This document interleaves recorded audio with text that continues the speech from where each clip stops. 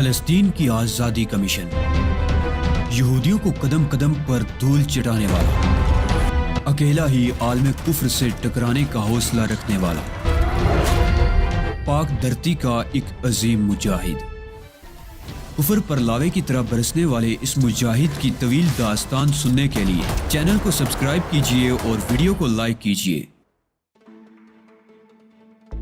پھر انہوں نے جیمز پوکر کی لاش دیکھی ہوگی اور اس کے بعد جو کچھ بھی کارروائی ہو سکتی ہے وہ کریں گے۔ اس دوران مجھے دور نکل جانے کا موقع مل جائے گا۔ عقبی آئینے پر نگاہ دوڑاتے ہوئے میں نے دور دور تک کا جائزہ لے لیا تھا۔ کوئی گاڑی میرے پیچھے نہیں تھی۔ سڑک انتہائی شفاف و کشادہ تھی۔ اس کے دونوں جانب درخت اگے ہوئے تھے۔ خاصا سرسبز اور حسین علاقہ تھا۔ جلد از جلد زیادہ سے زیادہ دور نکل جانے کی میری خوش فہمی زیادہ دیر تک برقرار نہ رہ سکی۔ فیول پمپ پر نگاہ دوڑائی تو پیٹرول ٹینک بھرا ہوا تھا، لیکن میرے حساس کانوں نے ایک آواز سنی تھی اور یہ آواز عقب سے ہی آئی تھی۔ ہیلی کاپٹر کی آواز تھی جو خاصی نیچی پرواز کر رہا تھا۔ میں نے گردن گھما کر ہیلی کاپٹر کی طرف دیکھا۔ وہ نیچی پرواز کرتا ہوا اسی طرف آ رہا تھا اور اس کی رفتار بتاتی تھی کہ ہنگامی پرواز ہے۔ میرا اندازہ 100% درست نکلا۔ ہیلی کاپٹر چنگاڑتا ہوا میرے سر پر ہی پہنچ گیا تھا۔ تھوڑی دور جانے کے بعد وہ پلٹا اور دفعتاً اسے مشین گن سے گولیوں کی بوچھاڑ شروع ہو گئی۔ میری کار سے 2 فٹ آگے سڑک پر کرچیاں اڑنے لگی۔ کنکریٹ اور تارکول کے ننے ننے ذرات اڑ کر کار کے سامنے والے شیشے سے ٹکرائے تھے۔ میں نے بمشکل تمام بریک لگا کر کار کو کنٹرول کیا اور اسے لہراتا ہوا آگے بڑھانے لگا۔ ہیلی کاپٹر فائرنگ کرتا ہوا دور نکل گیا تھا، لیکن تھوڑی دور جانے کے بعد وہ پھر پلٹا اور کار کی طرف جھپٹا۔ جیسے ہی وہ میری طرف برق رفتاری سے بڑھا، میں نے پوری قوت سے بریک لگا دیے اور اس طرح ہیلی کاپٹر کا نشانہ پھر خطا ہو گیا۔ وہ گولیاں برساتا ہوا آگے نکل گیا تھا۔ اس طرح میری جان بچ گئی۔ آگے کا علاقہ کچھ اور گنا ہوتا جا رہا تھا۔ میں نے کار پھر آگے بڑھا دی۔ کوشش کر رہا تھا کہ کسی نہ کسی طرح کسی ایسے حصے میں جا نکلوں جہاں ہیلی کاپٹر والوں کی نگاہوں سے محفوظ ہو جاؤں، لیکن بظاہر تو دور دور تک ایسی کوئی جگہ نظر نہیں آ رہی تھی، کیونکہ اطراف میں درختوں اور جھاڑیوں کی بہتات تھی۔ میں اللہ کا نام لے کر لیموزین کو ڈرائیو کرتا رہا۔ کافی دور جا نکلنے کے بعد میرے دائیں جانب درختوں کا سلسلہ کسی قدر کم ہونے لگا۔ یہاں چٹانیں نظر آ رہی تھی۔ بائیں سمت کا جنگل البتہ گھنا اور دشوار گزار ہوتا جا رہا تھا۔ ایک لمحے کے لیے میرا ذہن معطل ہو گیا۔ ہیلی کاپٹر رخ بدل بدل کر مسلسل مشین گن سے فائرنگ کر رہا تھا۔ یقینی طور پر وہ لوگ مجھے ہلاک کر دینا چاہتے تھے۔ بالآخر صورتحال میرے بس سے باہر ہو گئی۔ میں نے چٹانی علاقے کی طرف ایک جگہ ڈلوان دیکھی تھی، چنانچہ اور کچھ نہ بن سکا تو میں نے لیموزین کو آگے بڑھایا اور ڈلان پر اتار دیا۔ ڈلان سے اترتے ہوئے لیموزین کا ایک دروازہ ایک بڑی چٹان سے ٹکرایا اور کچھ اس طرح پچک کر رہ گیا تھا کہ اگر میں اس کی سمت ہوتا تو یقینی طور پر لوہے کے ٹکڑے میرے بدن میں گھس جاتے۔ مضبوط کار تھی اس لیے میں بچ گیا۔ ہیلی کاپٹر فضا میں ایک مختصر سا دائرہ بنا کر دوبارہ میری طرف بڑھ رہا تھا اور اب میرے لیے اس کے سوا اور کوئی چارہ کار نہیں تھا کہ لیموزین کو چھوڑ کر ان چٹانوں میں پناہ لوں۔ زندگی اور موت کی آنکھ مچولی زیادہ دیر تک جاری نہیں رہ سکتی تھی، لیکن ڈلان سے اترنے کے بعد کا میدان خاصی دور تک سپاٹ چلا گیا تھا، اس لیے میں کار کو آگے بڑھاتا رہا کہ جہاں تک پہنچ سکے ٹھیک ہے۔ ہیلی کاپٹر نے بھی اپنا رخ بدل لیا تھا اور اسی سمت آ رہا تھا۔ دفعتاً وہ پھر نیچے جھکا اور اس بار کار اس کا نشانہ بن گئی۔ گولیاں کار کی باڈی پر لگی اور اس میں سوراخ کرتی ہوئی دور تک نکل گئی۔ میں نے بے اختیار بریکوں پر دباؤ ڈال دیا۔ گاڑی ایک جھٹکے سے رک گئی۔ شاید کوئی گولی انجن میں جا گھسی تھی۔ ہیلی کاپٹر ایک بار پھر واپس پلٹ کر آتشی لکیریں بکھیرتا ہوا میری ہی سمت آ رہا تھا۔ دفعتاً ایک ہلکا سا دھماکہ ہوا اور دھوئیں کا ایک مرغولہ میرے چہرے سے ٹکرایا۔ مجھے یقین تھا کہ اس بار گولیاں کار کے ریڈیٹر میں پیوست ہوئی ہوں گی۔ ہیلی کاپٹر کچھ آگے نکل گیا تھا اور تھوڑا سا اوپر اٹھ گیا تھا، چونکہ بعض نوکیلی چٹانیں خاصی بلند تھیں اور اتنی نیچی پرواز کرتے ہوئے ہیلی کاپٹر کو سنبھالے رکھنا خاصا مشکل تھا۔ اس لیے پائلٹ کو ہیلی کاپٹر بار بار اوپر اٹھانا پڑتا تھا اور پھر صحیح سمت کا اندازہ کرنے کے بعد وہ کار کی جانب جھکتا تھا۔ کار کا انجن چونکہ بند ہو چکا تھا، اس لیے اب اس میں بیٹھے رہنا حماقت کی بات تھی۔ میں نے ہینڈل کو پکڑا، ہیلی کاپٹر کی طرف دیکھا اور دروازہ کھول کر نیچے اترنے کی کوشش کی، لیکن ایک اور خوفناک انکشاف ہوا۔ دروازے کا ہینڈل جام ہو گیا۔ کار حالانکہ دائیں سمت سے چٹان سے ٹکرائی تھی اور دائیں سمت کا دروازہ ٹوٹ کر اندر آیا تھا، لیکن بائیں سمت بھی کچھ نہ کچھ متاثر ہوئی تھی کہ ہینڈل جام ہو گیا تھا۔ ہیلی کاپٹر اس بار درست نشانہ لیتا ہوا میری سمت آ رہا تھا۔ یہ صورتحال واقعی خوفناک ہو گئی تھی۔ اگر اس بار ہیلی کاپٹر سے صحیح نشانہ لے لیا گیا تو میری موت یقینی تھی۔ میری سمجھ میں کچھ نہیں آ رہا تھا کہ اب میں کیا کروں، لیکن کچھ نہ کچھ تو کرنا ہی تھا۔ میں نے اپنے دائیں پاؤں پر بندھا ہوا خنجر کھینچا اور پھر ہڈ کے کینوس میں اس کی نوک ڈال کر ہڈ کو اوپر تک چیر دیا۔ اسی وقت ہیلی کاپٹر میرے سر پر پہنچ گیا اور اس بار بھی اس نے گولیوں کا برس نہایت کامیابی سے مارا تھا۔ اگر میں پھٹتے ہوئے ہڈ میں سے ایک دم پوری قوت سے باہر چھلانگ نہ لگا دیتا تو میری موت یقینی تھی، کیونکہ اس بار وہ ڈرائیونگ سیٹ کو نشانہ بنا چکے تھے۔ نوکیلی جاڑیوں نے میرا استقبال کیا اور میرے ہاتھ پاؤں بری طرح چھل گئے۔ میں زمین پر گرا تو کوئی لمبا کانٹا میرے دائیں کولے میں گھس گیا اور شدید تکلیف ہونے لگی، لیکن اس وقت اس تکلیف پر توجہ دینے کا موقع نہیں تھا۔ میں نے ان خاردار جاڑیوں میں دور تک دوڑ کر ہیلی کاپٹر کے نئے نشانے سے اپنی جان بچائی تھی۔ موت میرے ساتھ ساتھ سفر کر رہی تھی، مگر میں اسے ہار ماننے کے لیے تیار نہیں تھا۔ میں جاڑیوں کے خاردار ہونے کے باوجود ان کے درمیان دوڑتا ہوا کسی ایسی جگہ کی تلاش میں سرگرداں تھا جہاں مجھے پناہ مل جائے۔ دفعتاً ایک ہولناک دھماکہ ہوا اور لیموزین کے چیتھڑے اڑ گئے۔ یقیناً اس کا پیٹرول ٹینک پھٹ گیا تھا۔ پھر فوراً ہی 2-3 دھماکے اور ہوئے اور لیموزین سے سرخ شعلے بلند ہونے لگے۔ پوری گاڑی ان شعلوں کی لپیٹ میں آ گئی تھی۔ ان دھماکوں نے مجھے آگے بڑھنے سے روک دیا تھا، لیکن تھوڑی ہی دیر کے بعد میں پھر حرکت میں آ گیا۔ گاڑی تباہ کرنے کے بعد ان لوگوں نے یہ یقین نہیں کر لیا ہوگا کہ میں بھی اس گاڑی کے ساتھ ساتھ فنا ہو گیا ہوں۔ میں نے ہیلی کاپٹر کو ایک لمبا سا چکر لگا کر اس بار کچھ آگے جاتے ہوئے دیکھا تھا اور میری آنکھیں حیرت سے پھیل گئی تھی۔ کیا ان لوگوں کو یقین ہو گیا تھا کہ میں بھی لیموزین کے ساتھ ہی ہلاک ہو گیا ہوں؟ اگر ایسی بات ہے تو لطف آ جائے گا۔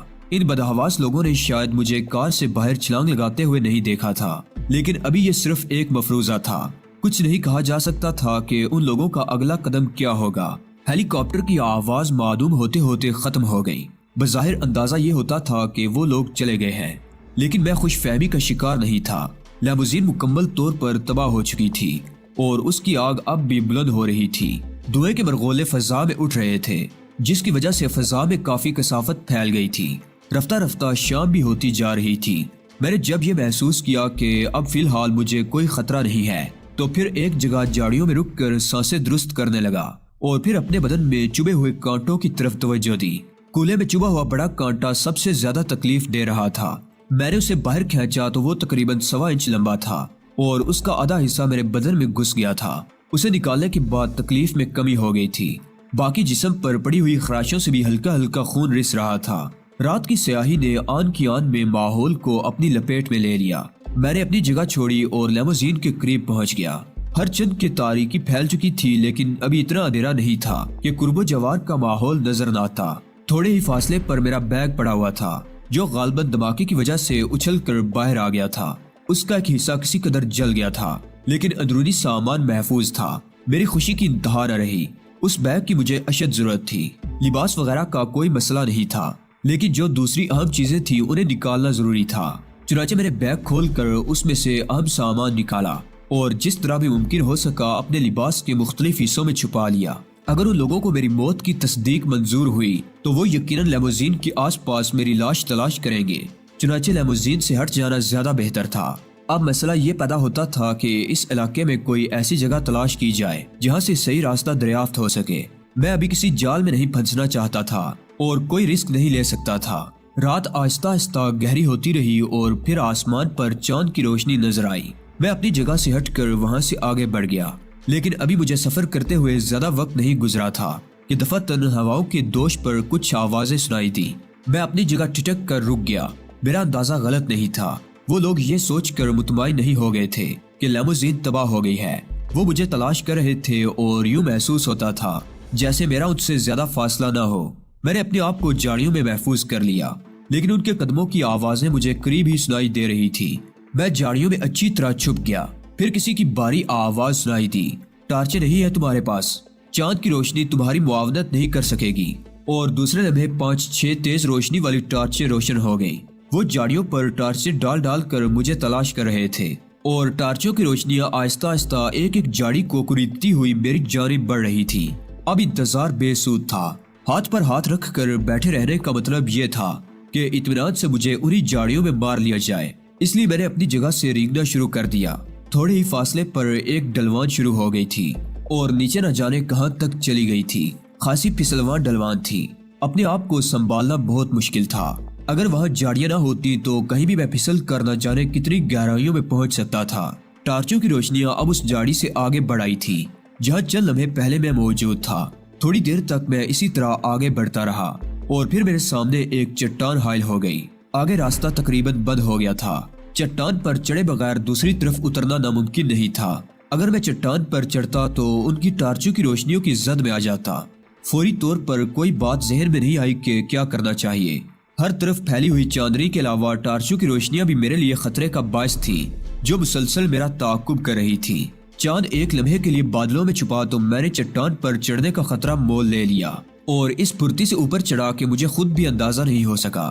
میں چٹان کے اوپر پہنچ گیا اور اسی وقت روشنیاں چٹان پر پڑی، لیکن میں ان کی زد سے اوپر تھا۔ دوسری طرف تھوڑا سا سپاٹ حصہ نظر آ رہا تھا۔ دفعتاً کوئی زور سے چیخا۔ الفاظ تو میری سمجھ میں نہیں آ سکے، لیکن ٹارچوں کی روشنیاں ایک دم بلند ہو گئی۔ میں پھرتی سے چھلانگ لگا کر آگے بڑھ گیا تھا۔ میں نے ان لوگوں کو دیکھ لیا تھا جو مجھے چٹان پر چڑھتے دیکھ چکے تھے۔ پوری طرح مسلح افراد تھے۔ فوراً ہی مجھے گولیوں کی آوازیں سنائی دی اور پھر وہ چاروں طرف سے سمٹا کر اس چٹان کی جانب متوجہ ہو گئے۔ میں جس حد تک آگے بڑھ سکتا تھا بڑھتا رہا، لیکن وہ اوپر آ گئے تھے اور روشنیاں کسی بھی لمحے مجھے اپنی گرفت میں لینے والی تھی۔ اس وقت ایک تناور درخت نے میری مدد کی اور میں نے اپنے آپ کو اس کے تنے کے پیچھے چھپا لیا۔ صرف ایک لمحہ گزرا تھا کہ ٹارچ کی روشنی عین اسی جگہ پڑی جہاں میں چند لمحے قبل موجود تھا۔ انہوں نے مجھے درخت کے پیچھے چھپتے ہوئے نہیں دیکھا تھا، لیکن ان کا رخ اسی طرف تھا اور اب مجھے کچھ نہ کچھ کرنا ہی تھا۔ دوسرے لوگ شاید مختلف حصوں میں نکل گئے تھے، لیکن دو افراد اسی سمت آ رہے تھے جہاں میں چھپا ہوا تھا۔ پھر جیسے ہی ایک آدمی اس درخت کی طرف آیا، میں نے برکسی تیزی کے ساتھ اپنا ہاتھ آگے بڑھا کر اس کے منہ پر جما دیا اور اسے اپنی جانب کھینچ لیا۔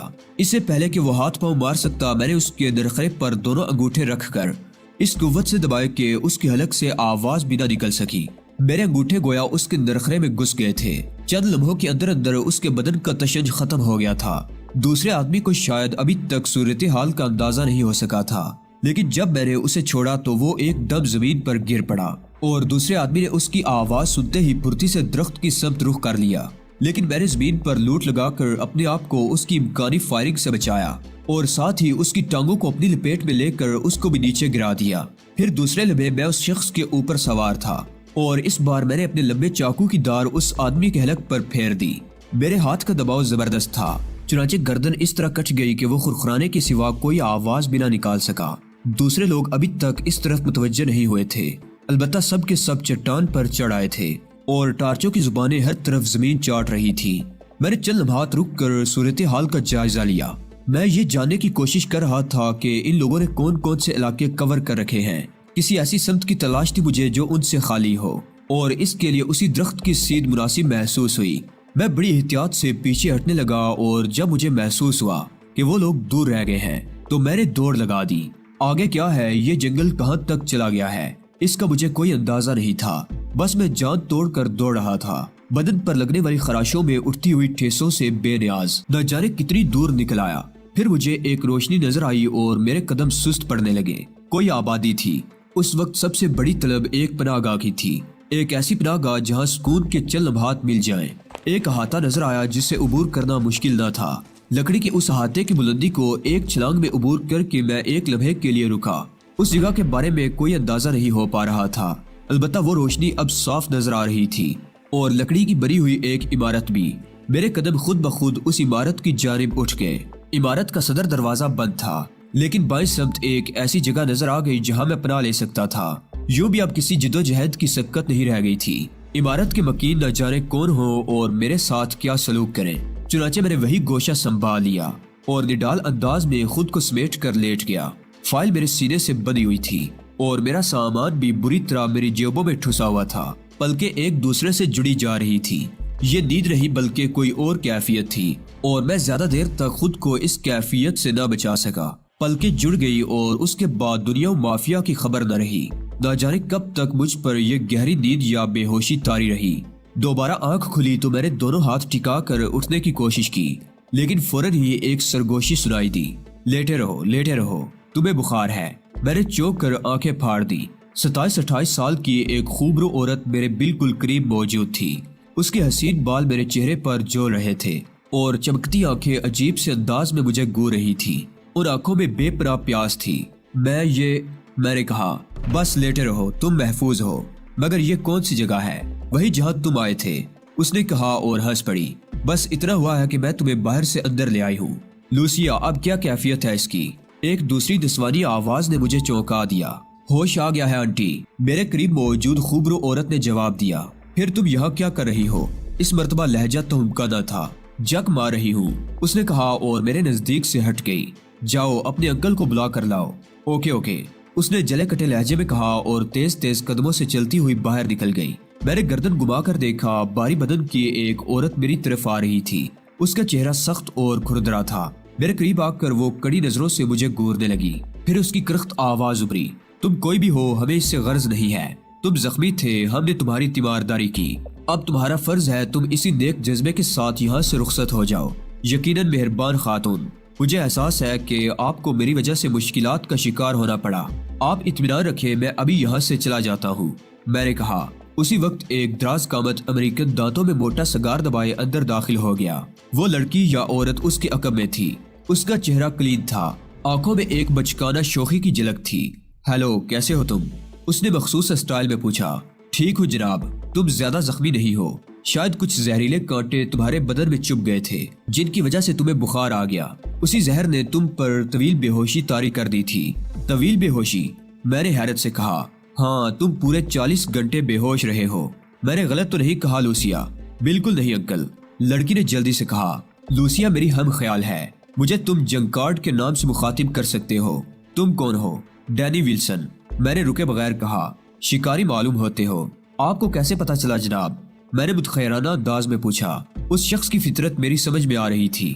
وہ کہا مار کر بولا، ایک شکاری ہی دوسرے شکاری کو پہچان سکتا ہے۔ میں یہ بھی بتا سکتا ہوں کہ تم کسی جنگلی سور کا شکار ہوئے ہو۔ آپ تو جادوگر معلوم ہوتے ہیں مجھے مسٹر جنکارڈ۔ اتنا صحیح اندازہ حیرت انگیز ہے۔ اے بوڑھی عورت، نوجوان شکاری کے لیے سبزیوں کا سوپ تیار کرو، ہری اپ۔ نہیں جناب، اس خاتون کی ہدایت کے مطابق فوراً یہاں سے جانا چاہتا ہوں۔ واقعی انہیں میری وجہ سے بہت تکلیف ہوئی ہوگی۔ اب میں مزید، میں نے کہا۔ فرن، تم نے اسے جانے کو کہا ہے؟ جنکارڈ نے عورت کو دیکھتے ہوئے کہا۔ ہاں، ہم اپنے اس پرسکون گھر کو جرائم کا اکھاڑا نہیں بنا سکتے۔ میں چاہتی ہوں کہ یہ اب یہاں سے چلے جائیں۔ تم جو بوڑھی ہوتی جا رہی ہو اسی طرح بد اخلاق بھی۔ لوسیا، تم مہمان کا خیال رکھو، یہ ابھی نہیں جائیں گے۔ جاؤ فرن، سبزیوں کا گاڑھا سوپ تیار کرو۔ بوڑھی عورت باہر نکل گئی تھی۔ مسٹر جنکارڈ نے کہکا لگاتے ہوئے کہا، مرد کی آواز میں اتنا روب ہونا ہی چاہیے۔ یہ کون سی جگہ ہے مسٹر جنکارڈ؟ میرا فارم ہاؤس ہے۔ اطراف میں تمہیں پھلوں کے باغات نظر آئے ہوں گے، سب میرے ہیں۔ فرن میری بیوی ہے اور لوسیا میری بھتیجی۔ یہ جگہ گرین لاٹ سے کتنی دور ہے؟ گرین لاٹ یہاں سے 150 کلومیٹر دور ہے، اس نے جواب دیا۔ گرین لاٹ کے تصور کے ساتھ ہی میرا ہاتھ سینے پر پہنچ گیا اور یہ محسوس کر کے کہ فائل وہاں موجود نہیں ہے، میرا دل دک سے رہ گیا تھا۔ لیکن اسی وقت لوسیا آگے بڑھی اور میرے بازو پر ہاتھ رکھتی ہوئی بولی، تمہاری حالت کافی بہتر معلوم ہوتی ہے۔ اس کے ساتھ ہی اس نے سرگوشی کے انداز میں کہا، فکر مت کرو، تمہارا سامان میرے پاس محفوظ ہے۔ میں نے عجیب سی نگاہوں سے لڑکی کی طرف دیکھا اور وہ مسکرا دی۔ مسٹر جنکارڈ نے موٹا سگار دانتوں میں کچلتے ہوئے کہا، اس کے باوجود تم جب تک بالکل تندرست نہیں ہو جاؤ گے یہاں سے نہیں جاؤ گے۔ لوسیا، تم ان کا خیال رکھو گی۔ اور نوجوان شکاری، میں تم سے ان واقعات کے بارے میں ضرور پوچھوں گا جن کی وجہ سے تم زخمی ہوئے، لیکن کوئی جلدی نہیں ہے۔ اطمینان سے اب آرام کرو۔ مسٹر جنکارڈ باہر نکل گئے۔ ان کے باہر جاتے ہی لوسیا میرے پاس بیٹھ گئی۔ میں نے اس کے انداز میں کچھ عجیب سی کیفیات محسوس کی تھی۔ اس وقت بھی وہ مجھ سے بڑھ کر بیٹھی تھی۔ تمہارا نام ڈینی ویلسن ہے نا؟ ہاں، میں نے سر ہلاتے ہوئے کہا۔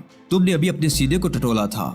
ہاں، میرے کچھ اہم کاغذات۔ شکر کرو تم کسی اور کے ہاتھ نہیں لگے۔ اگر آنٹی تمہارے پاس سے برآمد ہونے والا سامان دیکھ لیتی تو شاید تمہیں ایک لمحے کے لیے بھی اس چھت کے نیچے پناہ نہ ملتی۔ وہ تو میں یوں ہی اس طرف جا نکلی تھی جہاں تم بے ہوش پڑے ہوئے تھے۔ میں خود ہی تمہیں اٹھا کر یہاں لائی ہوں اور تمہاری ابتدائی مرہم پٹی میں نے کی تھی۔ اس وقت انکل اور آنٹی سو رہے تھے۔ سچ بہت وزنی ہو تم۔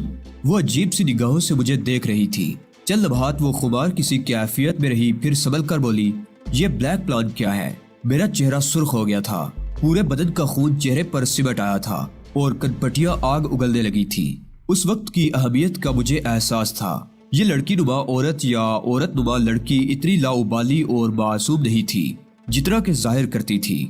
اس وقت میں اس کے سامنے بے بس تھا کیونکہ بلیک پلان فائل اس کے قبضے میں تھی۔